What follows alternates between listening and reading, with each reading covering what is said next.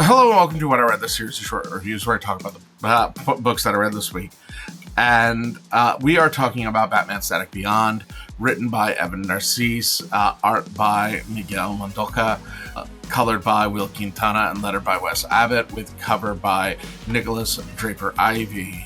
And I almost did not make this review, and then I almost released a review that was 3 minutes long and not really about this and about my hang-ups with this book.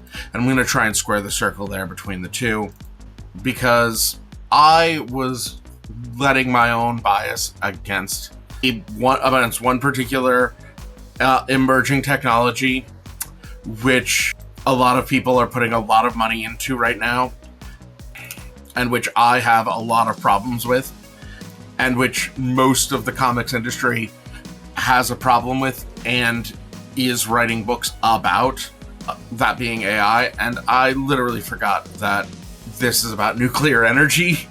I forgot literally that there are massive protests against nuclear power plants, which use an incredibly dangerous fuel source, which is also largely safe if handled correctly, and does not pollute nearly as badly as, as fossil fuels, and is a clean energy source which we should be pursuing.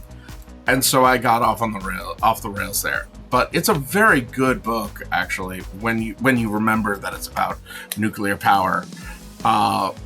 And ultimately, they do treat Melvin with compassion. He is allowed to get his head on straight, to really think about things, and to turn his life around. He's allowed to go to school and, find a way that works with things. And he even becomes sort of a hero by the end, or it's implied that he becomes a hero, working alongside Static and Batman for a better future.